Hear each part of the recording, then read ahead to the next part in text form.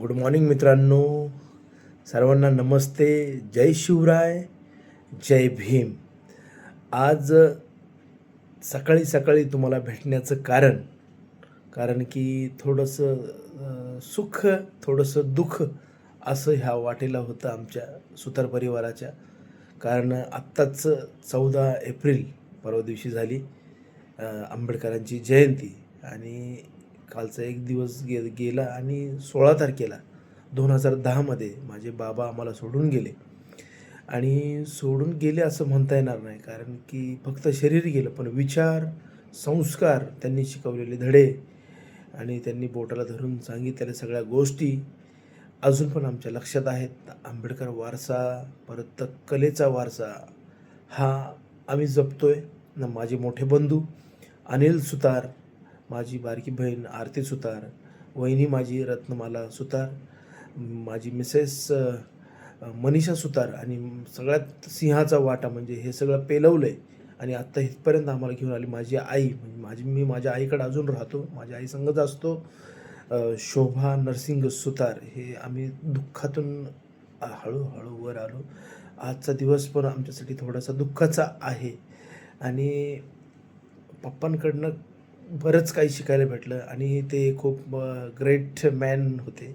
विशेष म्हणजे की आज त्यांच्याबद्दल सांगण्याचं कारण आहे की आज त्यांची आठवण आम्हाला 14 एप्रिलला सुरुवात होती आम्हाला आठवण यायची.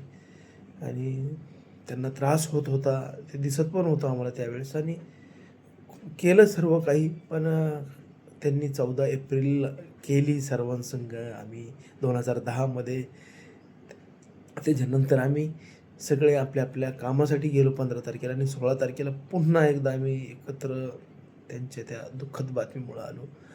थोडंसं त्रास होतो मला पण बोलायला, पण त्या सगळ्या आठवणी ताज्या होतात आज. आणि आम्ही सगळे परिवार एकत्र असतो दरवेळेस.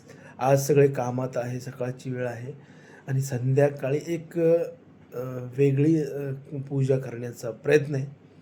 थोडंसं मिसेसनी माझ्या सरप्राईज माझ्यासाठी ठेवलं आहे असं बोलले. मम्मीसाठी माझ्या, ती आता खोपोलीत आहे, आंबेडकर जयंतीसाठी गेली होती. बहुतेक आज ती येईल संध्याकाळी.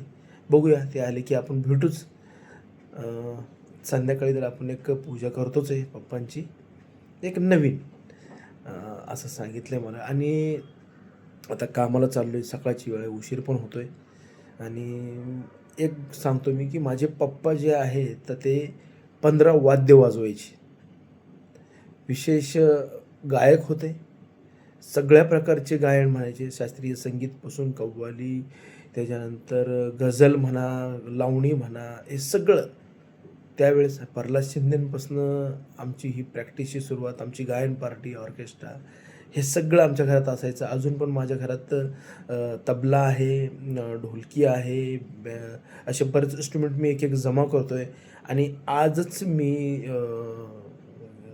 तुम्हाला सांगतो की इन्स्ट्रुमेंटल स्टार्ट करणार आहे मी पण. माझं थोडंसं बेसिक झालेलं आहे, त्याची पण प्रॅक्टिस करणार आहे.